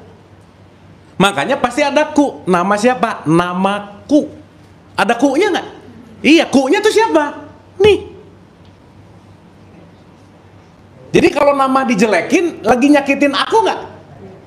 Enggak. Yang disakitin namanya. Si Abu, ya udah dia mah ngejelekin si Abu, sayanya mah nggak apa-apa. Tapi karena melekat kepada nama, sesuatu yang melekat pasti ada emosi di situ. Contoh, mobil tetangga ketabrak, biasa aja mobil saya ketabrak, yang ketabrak depannya yang sakit di sini nih, aduh gitu. Karena ada apa? Ada engagement, ada attachment gitu. Maka semakin attachmentnya banyak, semakin goyangan jiwanya pasti begini gitu. Ya, makanya nanti salah satu PR terbesar dalam hidup adalah melepaskan kemelekatan. Makanya kata Buddha, the roots of suffering adalah attachment. Once you're not attached, selesai. Jadi suffering itu selalu datang dari attachment gitu. Sampai sini oke? Sip ya? Jadi pikiran itu dirimu bukan? Ini diam gini. Pikiran diri kita bukan? Bukan. Pikiran adalah alat yang dikasih ke kita untuk memproses data gitu. Buktinya apa? Pikiran ini berubah-berubah. Contoh. Hasil dari pikiran, perasaan, emosi jadi sebuah memori. Sekarang saya tanya, kesadaran saat kita TK, kesadaran saat kita SD, kesadaran saat kita SMP, SMA, sama kesadaran saat sekarang, kesadaran yang sama nggak? Kesadaran. Berarti belum ngerti. Ulang dulu. Ya, ulang. Ya, udah kencang seragam lagi ya. Oke. Memori berbeda-beda. Sejati. Ya, ulang. Memori bisa beda-beda nggak? Bisa. Clear ya? Tapi yang menyadari pengalaman itu kesadaran yang sama nggak kira-kira? Sama. Kesadarannya itu terus. Oke nggak? Sip ya? Berarti yang berubah itu kan cuman ininya aja. Tapi si kesadaran ini selalu stay, selalu ada, nggak pernah berubah, nggak kemana-mana. Karena kenapa? This is our true self. Tapi seringnya gitu. Seringnya nggak sadar. Jadi kesadaran itu seperti cahaya yang menerangi jiwa, yang nanti keluar outcome-nya di dalam jasad. Kesadaran itu berkembang nggak? Kenapa Pak? Kesadaran itu berkembang nggak? Kesadaran itu stay. Nggak pernah. Kesadaran berubah. anak kecil dan kesadaran orang dewasa itu berbeda nggak? Oh gini. Pikiran. Kecil sama besar itu kan relatif ya. Yang menutupi kesadaran yang berubah gitu Pak. Oh iya loh. Itu kan yang menutupi kesadaran. Contoh. Tar ke situ. Nanti kita ke situ Pak ya. Nanti kita ke situ. Tapi yang penting tempatnya oke dulu nggak? Oke. Gini. Kalau tadi berbicara tentang perbedaan itu bukan pada kesadarannya tapi pada datanya. Datanya yang berubah. Kesadaran itu stay. Contoh. Ibu dan bapak, teman-teman semua, begitu lahir Brojo punya kesadaran nggak? Punya. Makanya di sini kesadaran itu disebut pure intelligent. Bayi nggak ngeles menyusui kemana-mana, tapi dia tahu menyusui ibunya tuh seperti itu. Ketika dia lapar dia nangis, ketika dia haus dia nangis, dia tahu karena kenapa? Itu tidak menggunakan yang di sini, tapi menggunakan yang di sini gitu. Dapat ya? Sehingga si lama-lama si kesadaran ini ketutup oleh konsep nggak? Ketutup oleh matriks nggak? Lama-lama kesadarannya bergeser ke sini, lama-lama kita dikuasai oleh yang tadi yang kita cerita, dunianya, limitasinya, habitsnya, dan seterusnya gitu. Hilang kesadaran. Disitulah kita lagi dalam konteks tidak sadar di diri. Hilang kesadaran. Berarti yang lagi bermain adalah pikirannya, perasaannya, emosinya. Pikirannya, perasaannya, emosinya gitu. Sampai sini oke? Berarti kesadaran selalu ada nggak? Ada. Lagi bobo ada nggak? Ada. Apa buktinya? Begitu bangun ditanya, gimana tidur kemarin? Nyenyak banget. Tahu dari mana nyenyak coba? Karena dia selalu on. Makanya kalau di ayat kursi disebut dialah yang terus menerus, nggak pernah bobo, nggak pernah gimana. Dia stay on gitu. Sip ya. Cuman kita jarang menjadi kesadaran, tapi sering terjebak jadi dalam konteks yang namanya program gitu. Abu, kalau Ya. lagi tidur mimpi ketemu orang yang udah meninggal itu ruh sama ruh bukan? Mimpi ketemu orang meninggal? Iya lagi ngobrol gitu. Tergantung. Kan kita tidur nih. Ya. Tapi mungkin barangkali kita ada di brainwave-nya tuh frekuensi yang klik sama. Tergantung. Bener nggak kita tuh lagi obrol? Nggak ya? Enggak, tergantung. Belum tentu. Karena mimpi itu bisa masuk ke subconscious mind, bisa masuk ke unconscious mind. Oh, itu lebih dalam lagi gitu. Makanya kalau mimpi apa-apa nggak usah dimaknai aneh-aneh lah, udah biasa aja. Aduh aku mimpi deh. Nah takut aja akhirnya gitu. Ya, di situ dulu ya. Nanti kita bahas lebih dalam. Oke sampai sini? Oke nggak ini? Oke. Sip. Karena tadi saya tanyanya tuh kan ruh itu kan nggak hilang ya. Iya. Kalau kita misalnya ada ayah kita meninggal atau apa, ruhnya kan tetap ada. Iya, iya. Nah bisa jadi kalau frekuensinya pas gitu, Ya. itu ketemu, itu tuh connect gitu sih frekuensinya antara Ruh itu gitu ya. Ya kalau kita lagi antara tidur dan nggak tidur gitu. Ya, tapi sama halu beda tipis sih. Oh Ya. gitu. Iya. Itu karena kita kan membayangkan Iya. sesuatu gitu ya. Gitu. Ya. Kalau orang dalam kondisi pingsan, Ya. tapi kan dia tidak berbuat sesuatu sih. Ya. Tapi kan kesadarannya masih ada kesadarannya. Kan pingsan tuh ini yang off. Jiwanya yang off. Ini kan tetap on. Ruh kan nggak kemana-mana. Contoh. Udah mati nyawa. Kenapa? Udah mati nyawa atau udah mati apa? Gini. Ini jiwa nih. Ini ruh. Kalau orang dicabut jiwa mati nggak? Pernah dicabut jiwa nggak? Nanti jam 9:30 siap-siap dicabut jiwa tuh.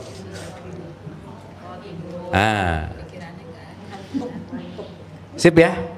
Berarti kalau jiwanya off, dua, mau bobo, mau pingsan, mau koma, itu jiwanya off. Nggak bisa mikir ya. Iya, ininya pokoknya pikiran perasaan emosinya off aja. Tapi tetap hidup nggak? Tetap. Nah kalau orang yang dikubur di tanah kusir yang dicabut apanya? Bukan nyawa, jiwa sama ruh namanya nyawa gitu. Dua-duanya off, gitu. Jadi kalau jiwa doang off, namanya bobo, koma, pingsan, tidur, mati suri, itu jiwanya off.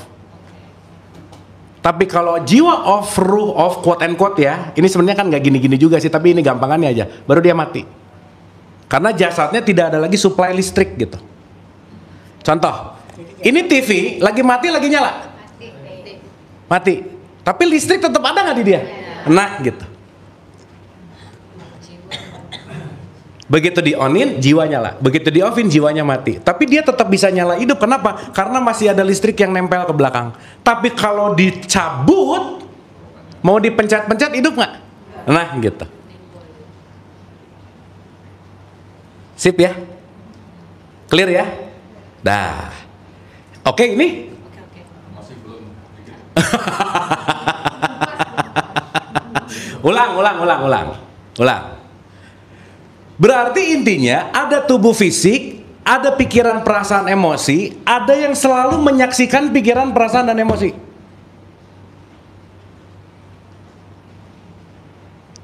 Pikiran berubah nggak? Sekarang gini, tolong pikirin dua hal sekaligus saat ini, silakan. Gak bisa. Tapi dibalik ketika kita mikir A, lama-lama mikir B, lama-lama mikir C, lama-lama mikir D, ada yang menyaksikan kita berpikir nggak kira-kira? Nah, itulah si kesadaran gitu. Berarti pikiran dirimu bukan? Bukan. Pikiran adalah data yang diinput selama hidup.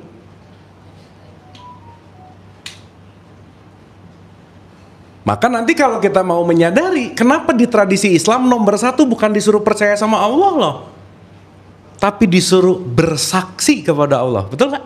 Makanya nomor satu tuh syahadat adalah bersaksi. Berarti ada yang menyaksikan, ada yang disaksikan.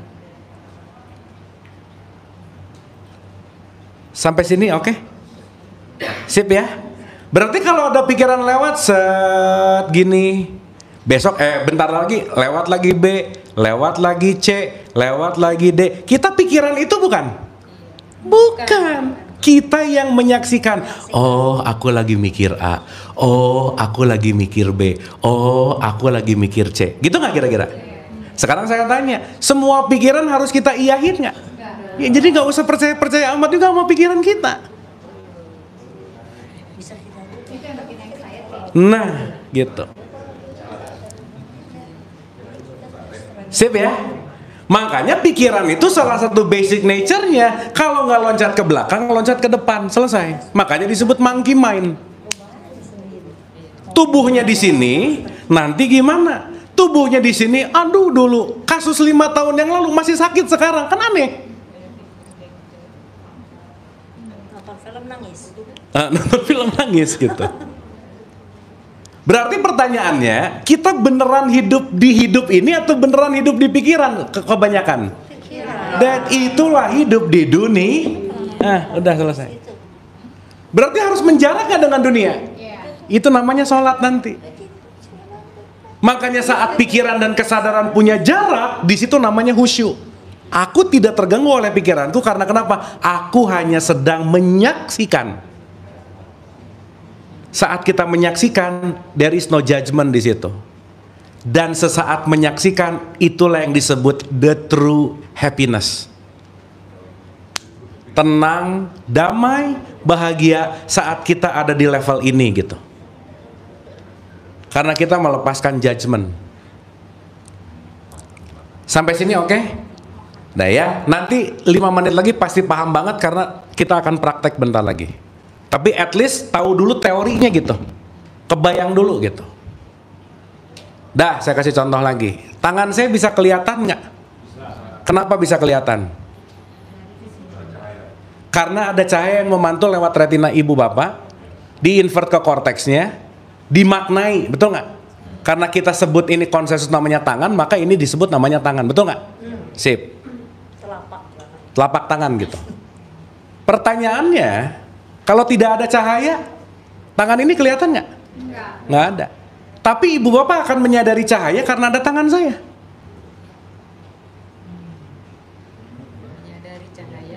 Lah kalau nggak ada cahaya kan nggak ingat aja gitu. Ini sekarang cahayanya ada nggak? Ada. Ada. Sekarang ada nggak? Ada. Baik ada objek maupun tidak, cahaya tetap ada. Maka kesadaran itu nggak pernah hilang. Kesadaran itu seperti cahaya ini gitu.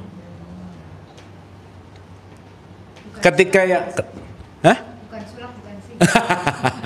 Ketika tangan saya di sini, kita bisa ngelihat karena ada cahaya yang memantul, betul nggak?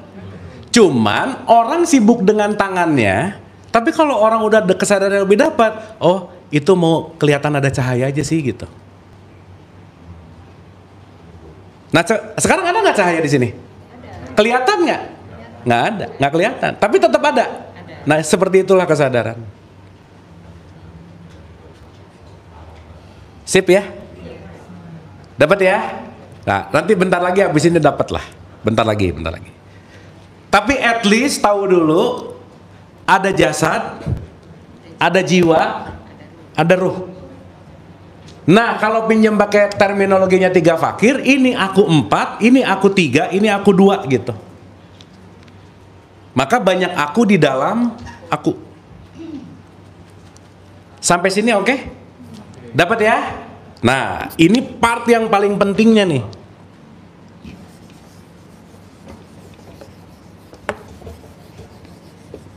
Berarti kesadaran ada terus nggak? Oke. Teman-teman ibu bapak lagi sadar nggak sekarang? Beda nanti lagi bangun dan sadar beda lah ya. Beda. Wake up sama conscious itu 2 hal yang beda. Nah sekarang ini untuk memudahkan nih. Dah ya. Anggap aja pikiran itu dalam bahasa Inggris disebut mind. Karena mind itu sama dengan manas, bukan hanya pikiran. Pikiran itu bahasa Inggrisnya thought. Tapi kalau udah jadi mind, dia satu kesatuan antara pikiran, perasaan, dan emosi gitu. Berarti setiap pikiran perasaan pasti ada emosi pasti. Maka setiap memori mengandung emosi. Makanya ngelihat sesuatu itu tergantung ke energetik memorinya. Ngelihat memori yang nggak bagus bisa membuat nggak enak hati. Pernah ngerasain gitu nggak? Sip. Oke ya. Nah, ada mind, ada awareness atau consciousness. Supaya nanti kita ngeh. Dan kalau kita ngelatih ini tiap hari, 99,9% masalah hilang aja udah. Tapi kata kuncinya latihan. Nah ini yang disebut guru saya, kamu kalau hidup nggak ngerti ini nggak akan happy aja. Dan ini ilmu yang kamu harus tahu dalam hidup, at least sekali tahu gitu. Karena this is the most profound, essential, teaching gitu. Guru saya waktu itu bilang gitu. Nah, sekarang gini. Bayangin kalau pikiran itu kayak hotel, di hotel tuh banyak kamar. Oke? Jadi anggap aja mind itu kayak di hotel itu banyak kamar. Wah, pokoknya ini kamar yang banyak aja gitu. Dan si mind itu adalah menu-menu di mana satu bete, kesel, apalagi benci, senang, masak, tiktokan, olahraga, terserah deh semuanya. Nah, nanti titik senternya ini nanti kita sebut tenang, damai, bahagia. Sampai sini oke? Dapat ya? Berarti si menu mind kita banyak banget nggak? Ya, ini sekarang ada di ruangan namanya belajar. Nah, awareness itu adalah si sang penyaksi yang lagi loncat ke kamar manapun. Itu awareness kita gitu. Kesadaran.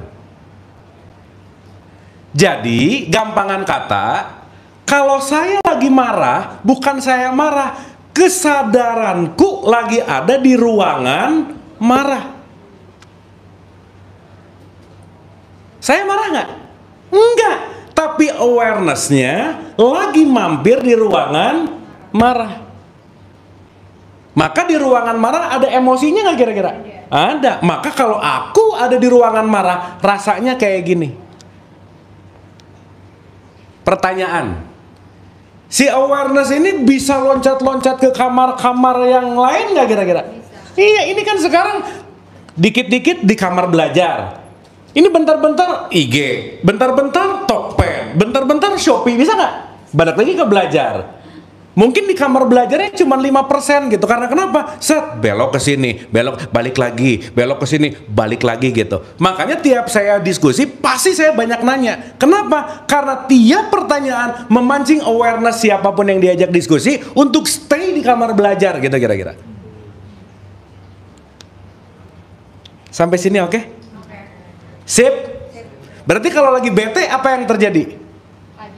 Kesadaranku lagi ada di kamar bete. Bisa nggak detik itu aku mau balik aja ke titik tengah? Bisa nggak? Bisa. Tapi kamar yang sering dikunjungi itu punya magnet. Dan bahkan magnetnya akan sangat menguat.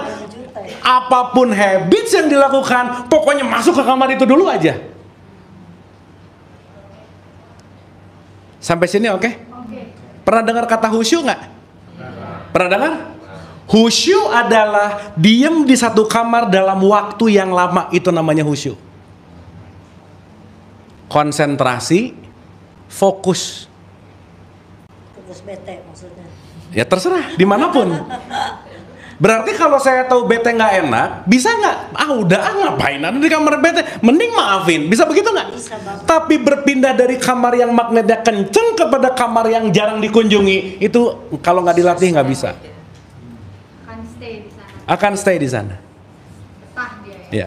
Jadi kebanyakan orang tuh kamar pelitnya terang banget, kamar BT-nya terang banget. Itu kamar dermawan biasanya gelap-gelap gitu kira-kira. Kamar memaafkannya jarang dikunjungi gitu. Nah. Karena kamar yang sering dikunjungi itu pasti terang benderang gitu. Nah, nanti mulai besok lah nggak apa-apa. Coba cek kamar apa yang sering dikunjungi. Cek, karena cuman kita yang tahu. Ya ampun, ternyata kamar yang sering dikunjungi julid ya misalnya. Nah, begitu nanti ada keinginan si awareness ke kamar julid, nah awareness mau ke julid nih. Dari tahu nggak enak kalau julid, balik lagi ke tengah, balik lagi ke tengah, balik. Jadi dalam keseharian itu gitu-gitu nggak kira-kira? Nah, orang yang awarenessnya loncat cepat di antara kamar, pasti dia tidak fokus.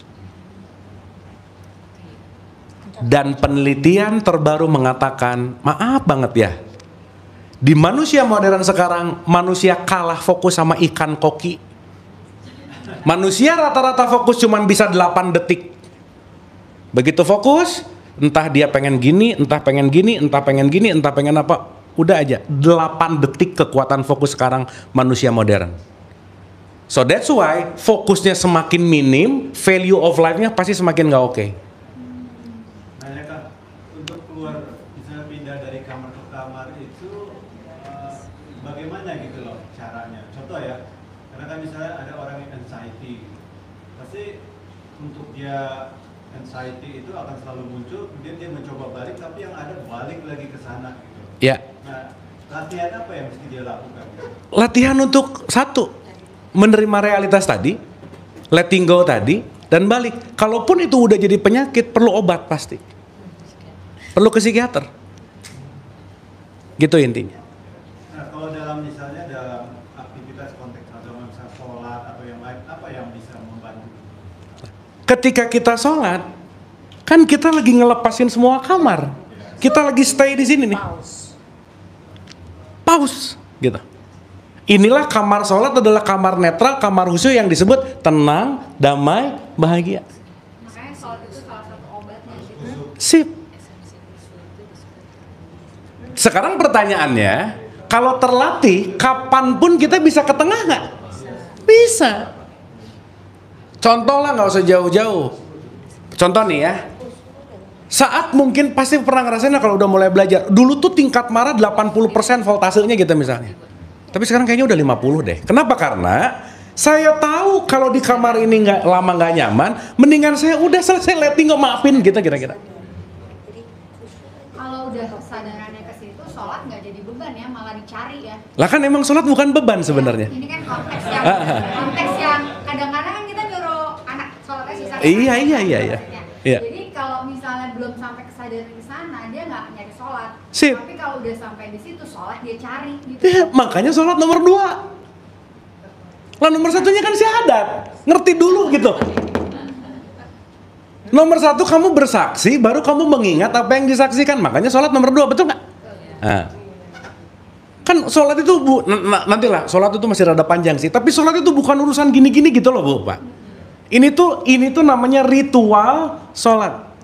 Sholat itu artinya connected.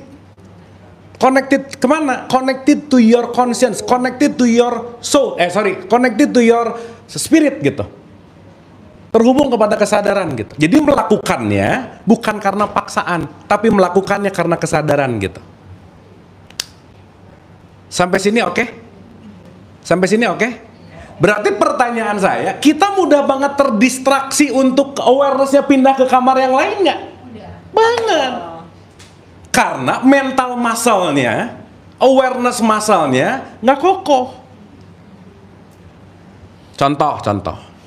Contoh paling gampang untuk menggambarkan mind and awareness ketika kita nonton bioskop. Oh, udah kita dimainin awareness-nya tuh. Begitu duduk, set, mulai gelap, jeng-jeng, thriller, set, langsung ke kamar tegang. Ke kamar sedih, ke kamar deg-degan, ke kamar ketawa-ketawa, ke kamar. Gitu nggak kira-kira waktu nonton? Iya. Tapi kalau waktu nonton nggak usah sok-sok consciousness, ya jadi nggak rame. Aku mau consciousness itu nggak usah, biasa aja ya. Nah, kalau gitu kan nggak, ya jangan juga gitu. Dapat ya? Sehingga nanti kita akan ngerti begitu kejadian apapun, saya punya kontrol untuk mengontrol consciousness saya. I will take back the power. Saya yang ngontrol ya, bukan kamu yang ngontrol saya gitu. Meskipun saya nyebelin apapun, kalau saya ngontrol, sebentar sih, balik lagi. Contoh, Dalai Lama pernah ditanya, Master masih marah nggak katanya? Bagus penanya. Terus dia senyum, kan manusia. Ya marah lah. Oh gitu, tapi marah saya beda sekarang. Kalau dulu saya marah 5 menit, sekarang saya marah 1 menit. Kalau dulu saya di kamar marahnya lagi marah 5 menit, sekarang cuma 1 menit balik lagi. Kesini balik lagi gitu. Sip ya? Ya. Ya. Ya. Terus kita bisa mengabaikan semua. Bisa mengabaikan? Ya, dan kita akan terus berada di tengah-tengah. Bisa. Tapi nggak 100%, Pak. Yang namanya manusia itu selalu ada selalu. Tapi kita tahu saat ada di sini saya tahu harus balik gitu. Gitu loh. Makanya udah keluar dari kamar tengah ke gini. Ketika kita anggap aja ke kamar yang jelek, untuk kembali ke tengah, perjalanan dari kamar jelek kembali ke titik tengah, itu namanya sabar. Pernah dengar nggak? Sabar ya, maksudnya balik ke tengah. Gitu. Sabar. Nah, sabar tuh sekarang udah jadi toxic positivity sih. Jadi sebaiknya kalau ada orang yang lagi bete jangan diomongin sabar, dia pasti ngebalas, kamu kan nggak ngerasain gitu. Jadi marah. Karena udah jadi receh gitu kata-kata sabar gitu. Makanya orang yang sabar adalah orang yang dia sadar lagi ada di kamar tertentu dan dia punya willingness, dia pakai willpowernya, dia pakai tekadnya untuk I will be back to the center gitu. Makanya di Al-Baqarah 147 jadilah umat pertengahan, centering. Jangan berjanji saat bahagia banget, jangan mengumpat saat bete. Ambillah keputusan di center. Karena kalau ngambil keputusan di sini not good, di sini not good gitu. Keep on center gitu. Sip ya? Tadi menarik sih pertanyaannya Pak Denny Ya. Pindah-pindah. Ya. Sebetulnya tadi waktu mulai dijelasin itu sambil mungkin kami suka diam karena self reflection. Ya. Jadi kalau tadi waktu dijelasin saya juga langsung reflecting ya. Oh kalau saya bete, kalau sekarang nih memang saya mulai belajar gitu ya untuk mengenali identifying symptoms atau gejala-gejala kalau misalnya saya lagi marah. Ya. Kesel, no reason kan gitu ya. Tapi kan kita bisa tahu bahwa oh ini mulai deg-degan, mulai pusing tuh tanda-tanda ada stres atau marah, misalnya saya marah gitu. Dan bener tadi self awareness itu penting, memang mesti aware to our body, our soul gitu ya. Jadi begitu tahu oh ini saya lagi bete, kalau ada self awareness itu kita akan langsung reflect, ini is this something that I can control or not? Yes. Kalau ini bisa saya kontrol, oke, I will deal with it. Tapi kalau enggak, then I'll move to another thing. Kalau lagi kerja gitu ya, lagi nyebelin. Ya. Saya cut sebentar ya, Bambang catch ya, Bambang dapat nih. Pertanyaannya, begitu bete kita tahu ilmu ini, saya lagi di kamar bete, the best way adalah balikin dulu ke tengah, baru ini harus diapain gitu. Oh, ya. Aware dulu.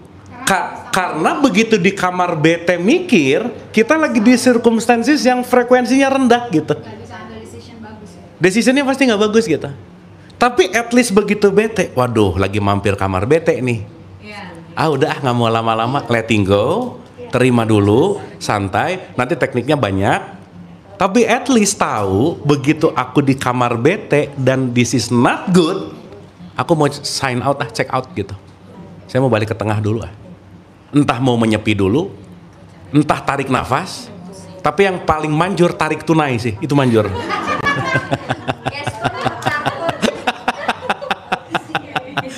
Dapat ya? Cuman hari ini yang paling penting satu aja. Saat kita lagi marah, ingat aku tidak marah. Kesadaranku lagi ada di kamar marah. Waktu lagi kesel, aku nggak kesel. Kesadaranku lagi ada di kamar kesel. Nah nanti kita semua menganalisa nih, kira-kira kamar-kamar apa aja yang paling terang benderang gitu. Udah pasti kamar yang terang benderang kaitannya sama luka, udah pasti kaitannya sama trauma, udah pasti kaitannya sama soul dan seterusnya, nanti panjang ke situ. Nah ini awal dari kalau tadi ngomongin healing. Begitu aku tahu lukaku, aku bisa tahu apa yang perlu aku sembuhkan. Dan yang lebih bahaya adalah kalau aku tidak menyembuhkan lukaku, aku bisa melukai orang yang bahkan tidak melukaiku gitu. Itu panjang ceritanya gitu. Oke? Ya, sekarang kita praktek dulu sebentar. Coba duduknya rada-rada tegak sedikit. kita buktikan dulu tentang kebenaran mind and awareness gitu. Ya. Santai relax, matanya boleh ditutup. Santai aja, matanya boleh ditutup. Ini begitu tutup mata aja, si awareness tuh biasanya loncat, ya pikiran tuh ya. Ingat ya, kita tuh bukan banyak pikiran, tapi awareness yang loncat ke kamar-kamar pikiran. Nah sekarang gini, coba belajar untuk fokus lagi duduk di sini saat ini. Duduk di sini saat ini. Begitu awarenessnya loncat ke TikTok kah, ke IG kah, ke kerja, coba tarik lagi ke aku lagi di rumah ini, duduk di sini.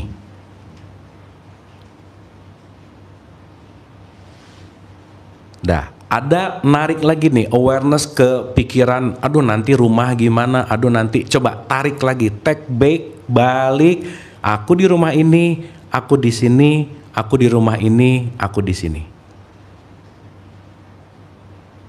Untuk menyadari betapa si monkey mind kita, which is kita udah paham, bukan pikiran yang banyak, tapi awarenessnya nggak mau diem.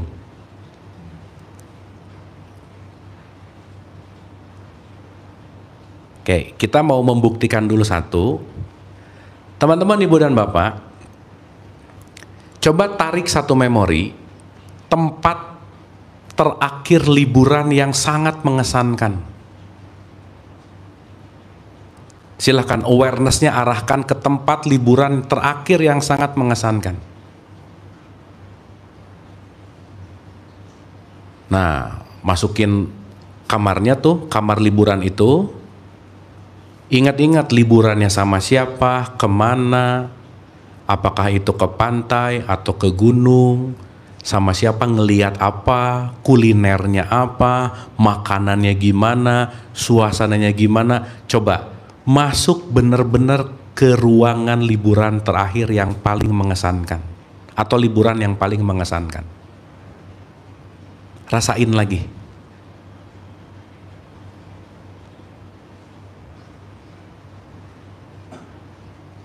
Rasain lagi. Lebih visual lagi boleh, lebih dirasain lagi boleh, bareng sama siapa aja, hal-hal unik apa yang terjadi, apa yang gak pernah dilupain momen-momennya, diingat-ingat lagi. Stay di ruangan itu, nyalain lampunya, puter lagi memorinya sedetail-detailnya. Oke, cukup. Sekarang balik lagi ke kamar rumah ini di sini sekarang.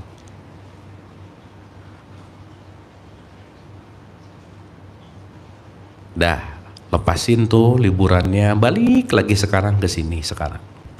Di rumah ini kita lagi belajar, duduk di sini, coba rasain duduk, sadar dengar, sadar nafas, sadar aja di sini sekarang saat ini.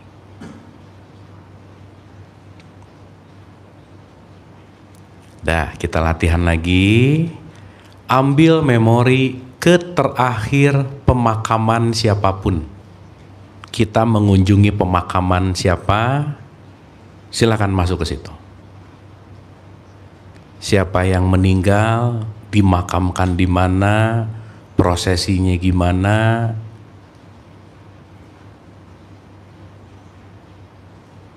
Barang sama siapa perginya, ketemu siapa aja tuh di pemakaman.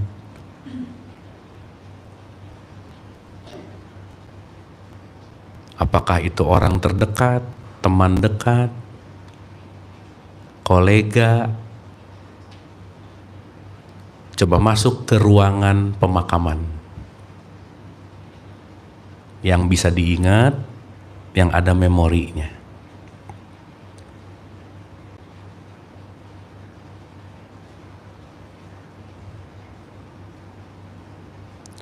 Oke, cukup, nggak usah terlalu lama. Balik lagi ke rumah ini. Lepasin kamar pemakaman, lepasin. Balik ke rumah ini, di sini, saat ini, sadar duduk, sadar suara, sadar nafas, sip, balik lagi ke sini. Sekarang kita masuk ke kamar film terakhir yang ditonton atau film yang paling mengesankan di bioskop. Masuk ke kamar itu. Terserah. Buka kamarnya, nyalain lampunya, ingat-ingat filmnya apa, aktornya siapa, aktrisnya siapa, nontonnya sama siapa, adegannya apa, rasain lagi adegan yang menegangkannya gimana, filmnya kerennya gimana, coba. Masuk ke kamar film yang favorit gitu. Silakan.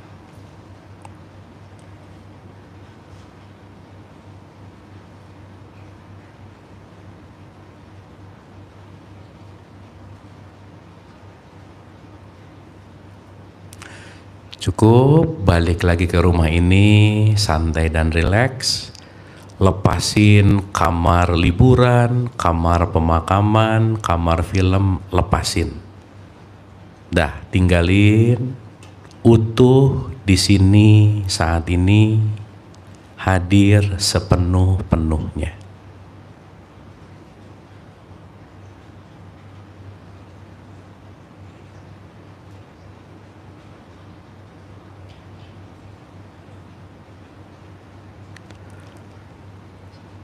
Tidak terburu-buru, matanya boleh dibuka.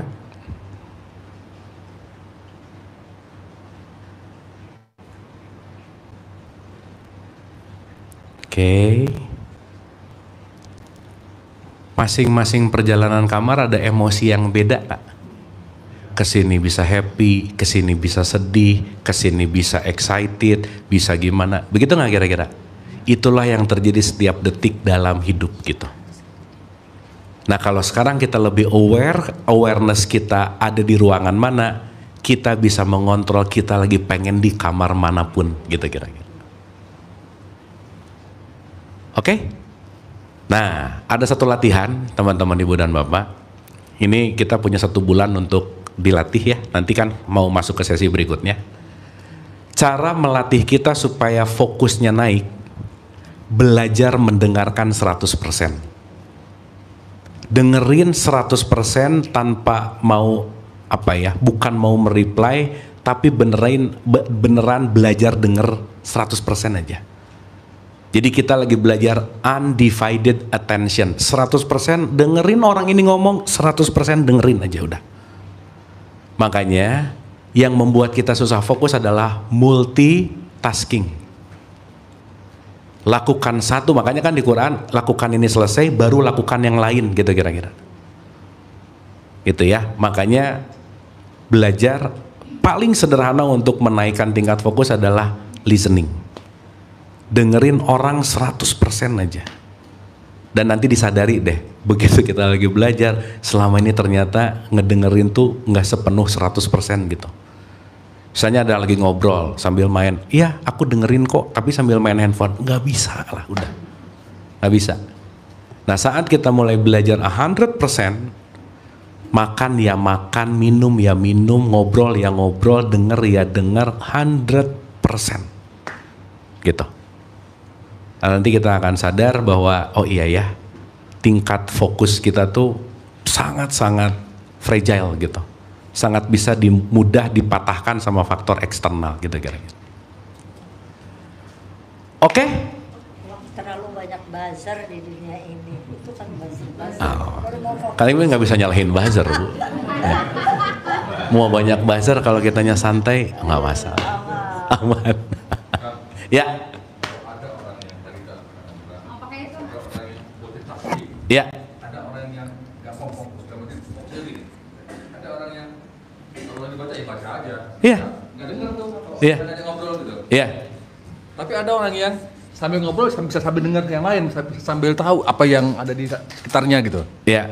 Nah itu tadi kan kita Ya. mau belajar fokus nih. Ya itu Supaya- mungkin dia udah terlatih, Pak. Oh gitu. Iya. Tapi at Tapi least nggak apa-apa.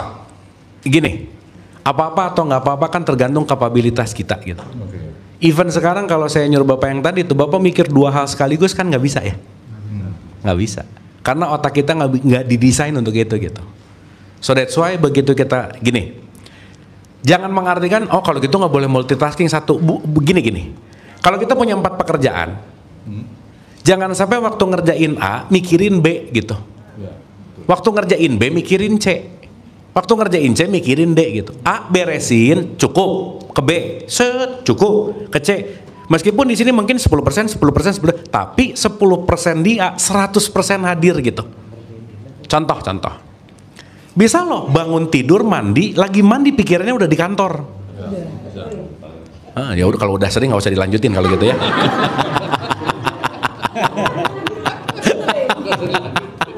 Ya, berarti kita nggak aware, nggak fully present waktu mandi loh. Sampai ini udah sabunan belum ya? Oh udah tuh. Gitu. Sip ya. Makanya less fokus, less efektif, less produktif udah pasti. Tapi apa daya dengar laki-laki dan perempuan beda itu benar? Pasti. Karena korpus kolosum laki-laki sama perempuan tuh beda. Tapi bukan berarti itu enggak gitu juga.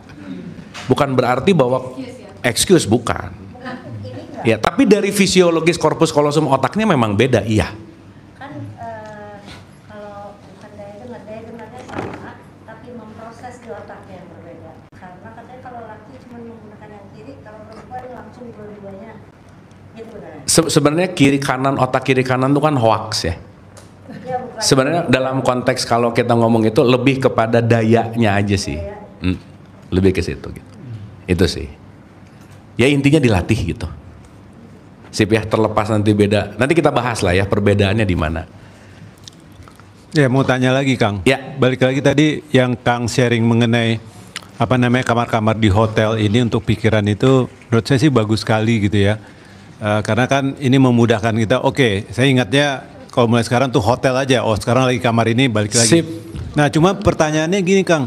Kalau lagi stres itu susah banget itu Kang untuk balik lagi gitu. Soalnya kayak nggak percaya balik lagi itu akan menyelesaikan masalah. Yang ada ke situ lagi gitu loh. Iya. Itu apalagi ya latihannya kalau kayak gitu ya? Latihan nggak ada lagi. Nggak ada lagi. Karena tadi yang diceritain, at least ketika kita berani gitu ya, begitu stres, justru sesaat kita tidak mengapa-ngapa, everything going fine gitu. Artinya apa? Kalau kita lagi ada di satu obstacle muter di situ dan kita nggak akan bisa ngelihat the whole picture kalau kita tidak melakukan helicopter view gitu. So that's why kita perlu step back for a while gitu.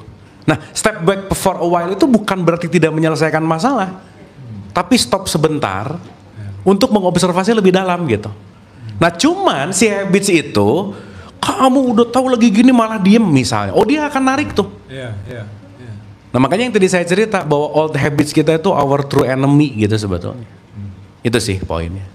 Dan itu kalau sekali lagi hidup ini urusannya keterampilan, titik. Saat tidak terlatih tidak terampil gitu kira-kira. Itu sih poinnya Mas. Jadi memang perlu dilatih. Gitu ya kira-kira ya. Ada yang mau nanya nggak? Tapi ini oke teman-teman? Mau nanya? Get something nggak? Dapat ya? Sip. Kang, boleh Ya. nggak kalau saya bicara gini ya, misalnya ketika kita tadi di kamar-kamar itu kita lagi low energy. Pada saat kita lagi low energy, kita ngambil decision pastinya berantakan. Nah, bisa nggak kalau kita bilang saat kita mengambil keputusan itu kan harus di energi yang ada ekstraknya, baru kita bisa ngambil decision yang positif. Nah, gimana kita bisa dapat si energi ekstra ini? Itulah saatnya kita balik ke tengah. Begitu nggak sih? Yes. Translationnya begitu ya? Saat di tengah tuh kita lagi fully present tuh ada di sini nih. Jadi dalam arti kata kita lagi ngambil energi, lagi nge-recharge dulu di situ ya? Betul. Jadi di sini tuh adalah kalau nanti di tabelnya Hawkins, at least di sini tuh ada damai, tenang, bahagia tuh ada di sini gitu. Jadi kita akan clear seeing gitu. Yang asalnya kalau misalnya di kamar ini ngelihatnya segini, harus mengambil decision cut gitu, ternyata pas gini, oh nggak harus cut sih ini gitu.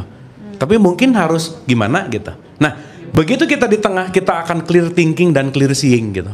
Kenapa? Karena gelombang jiwanya di sini tuh gini, santai banget. di kamar-kamar yang chaos gini nih, wuh, gitu. Ya, makanya kenapa ada statement bahwa healing proses bisa terjalani pada saat relax. That's it. Tegang nggak bisa. Betul. Dalam bahasa sholat relax itu namanya tumak ninah gitu. Maka lakukanlah dengan tumak ninah untuk menuju khusyuk. Gitu. Itu sih poinnya. Oke. Ada yang mau nanya lagi? Mau nambahin? Sip ya, aman? Udah oke ya? Nah, kalau knowledge-nya udah oke, tinggal dilatih. Awas nih pulang dari sini jangan, udah oke. Belum, ya, belum.